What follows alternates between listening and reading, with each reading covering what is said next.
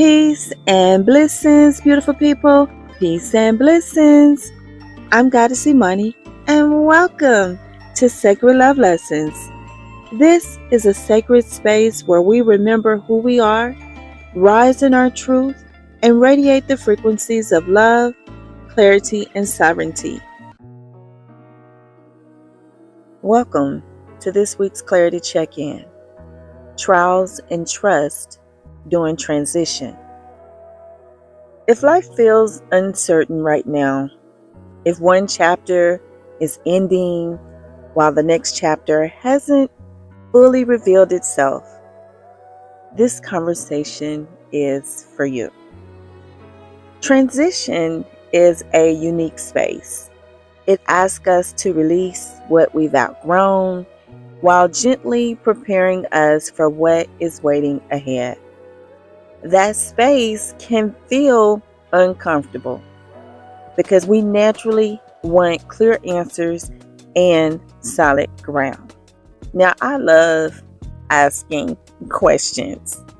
However, I had to learn how to release the need to know all the answers. Now, I embrace the idea, the philosophy of I'll know what I need to know when I need to know it. All truth will be revealed to me in divine right timing. Okay? So that's what I had to do, the shift that I had to make in order to surrender to not knowing all the answers. Because many of life's greatest transformation happen before we can see the full picture. This is where your faith comes in. Today's reflection is about learning to trust while you're still aligning.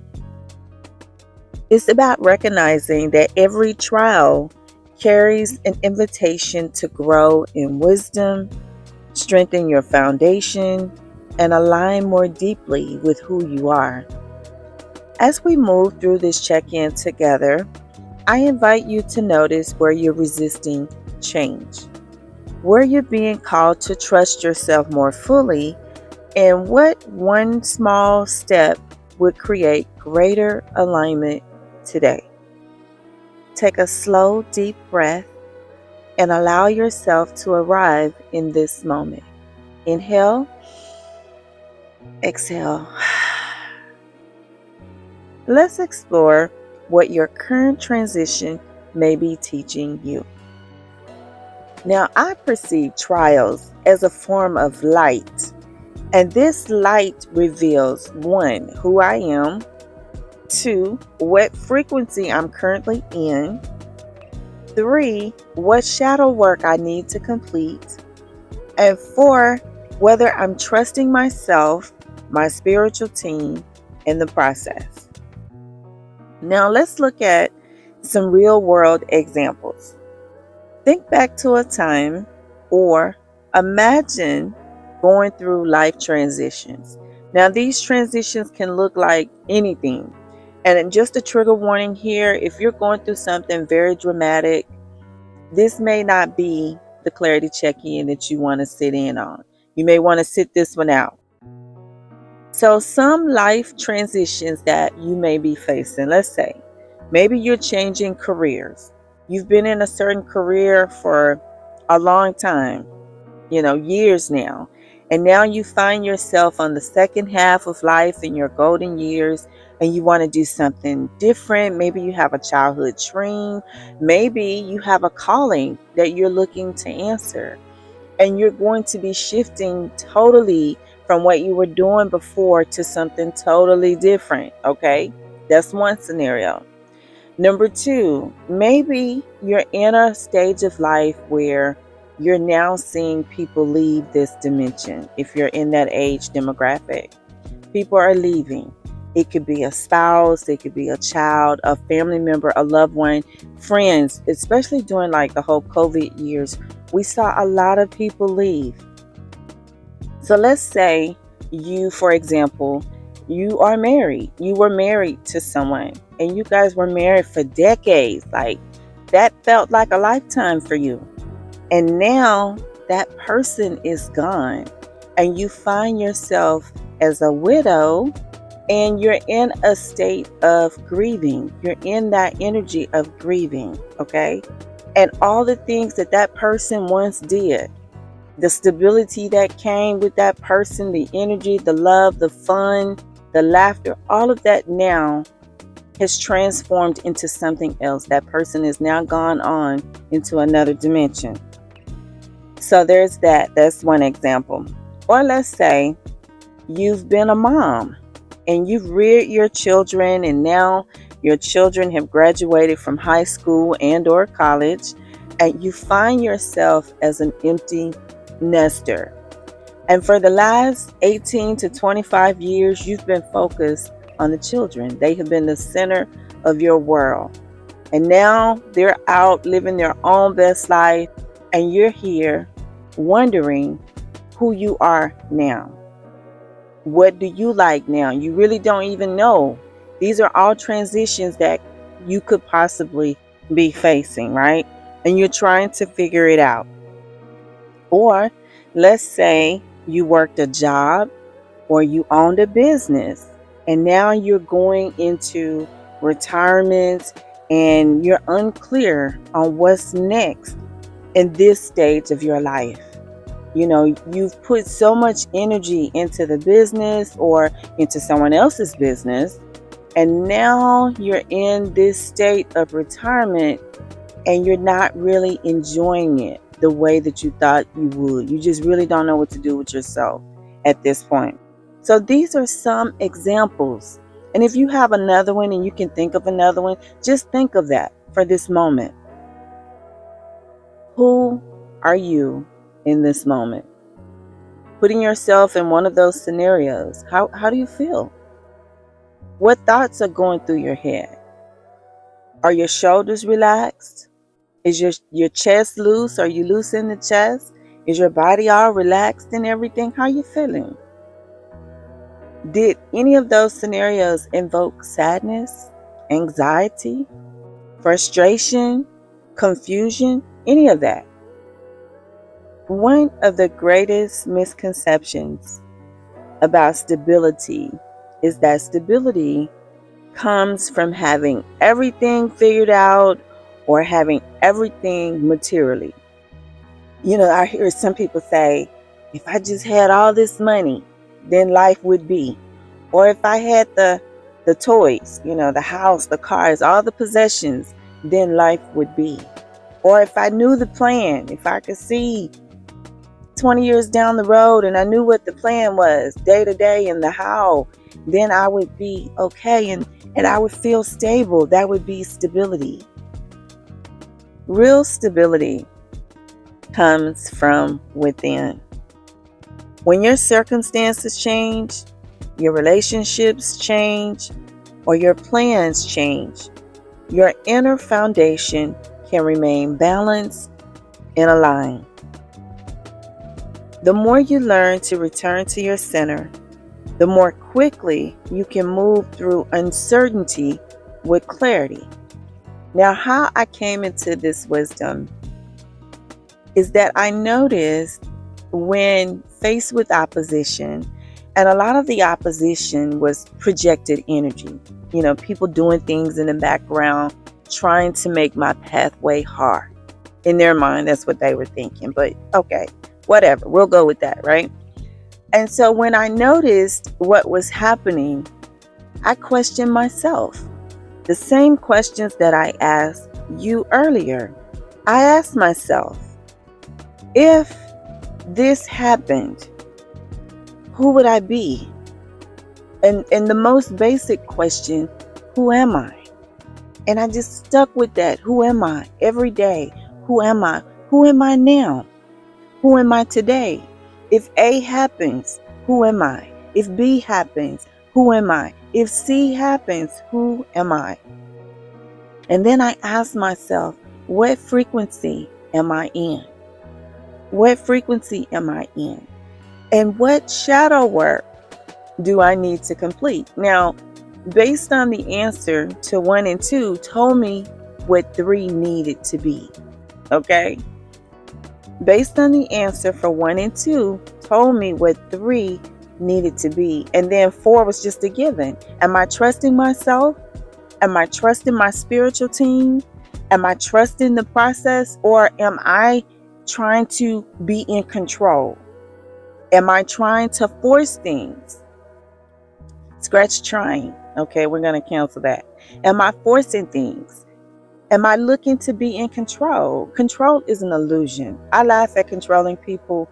You think you are in control, but in the words of Sam L. Jackson, you are not in control. You are not.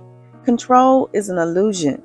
The only thing that control does is, 1, it gets you put out. Okay, because I'm allergic to controlling people. So it gets you put out.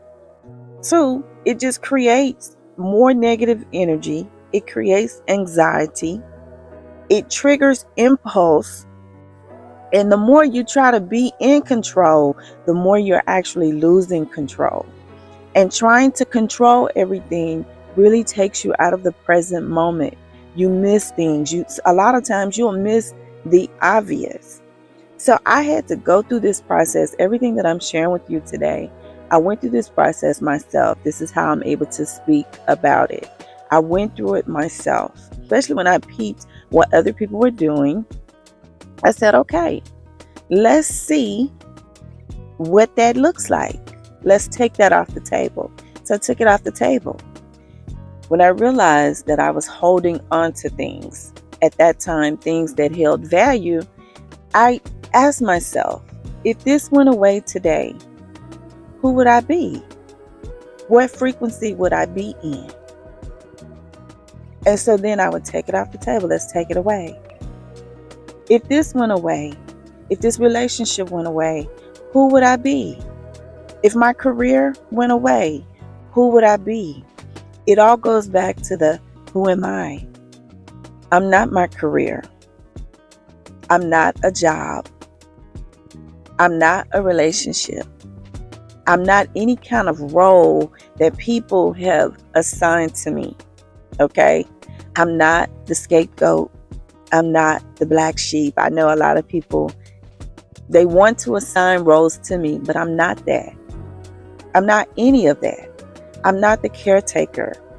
No, I'm not that. I'm not the person who will stabilize other people's emotion. Everyone must carry their own water, and you have to learn how to stabilize your own energy. Okay? You are responsible for the energy that you bring to every situation. So that whole codependency thing, no, that's out. That is out. Everyone over here is well grown. Okay? We're not doing that. You got to be able to carry your own water. And so that's where shadow work comes into play. And that is a whole nother conversation. One thing I will say, because I never understood why Mama Iyanla Van Zandt used to always say, beloved, you must do the work. And she used to say that all the time. And so I was like, because I was looking at it from my perspective, because I do the work. And so I was wondering, like, who's she talking to? I'm thinking everybody's doing the work, right? No, they're not doing the work. It's a lot of people. They want to copy off your paper, okay? They want you to go do the work, and then they just copy off of you. Then you have a lot of people who want you to do their work. So they want you to do your homework and then come do their homework too. You know, carry their water. And we're not doing that, okay? We're not doing that. Everyone must carry their own water. So in the words of Mama Iya, beloved, you must do the work. And it's not always going to be easy. A lot of times it won't be. There's been plenty of times where I've had to do the ugly cry. I just cry in private. Okay? That's a human experience. And you are allowed to be a goddess and a god and yet have a human experience. Okay? Because that's who we are in these bodies. But because we're in this body, then we get to experience all of the emotions that come with this vessel. So it's okay to have a human experience, but you still have to do the work. And you got to do your own work. Okay? Because copying off of someone else, in the long run, the only person that you're hurting is yourself. You may be making a lot of money by copying right now, but okay, so let's say you got all the money. Then what? You still not happy?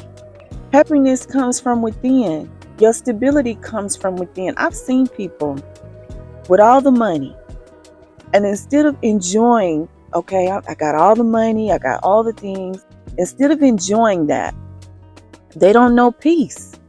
They're allergic to peace. I'm allergic to chaos. They're allergic to peace. That baffled my mind the first time I realized that there were people on this planet that are allergic to peace and quiet and calm. All they know is chaos. Their alignment system, that's all it knows, chaos. So they actually feel pain when they're in a loving situation, a loving environment, a quiet, peaceful environment. People who cannot sit with themselves. They always have to be surrounded with a whole bunch of people. Don't know how to get somewhere and sit down. Be quiet. How about that? I'm amazed by it all, okay? I am amazed by it all.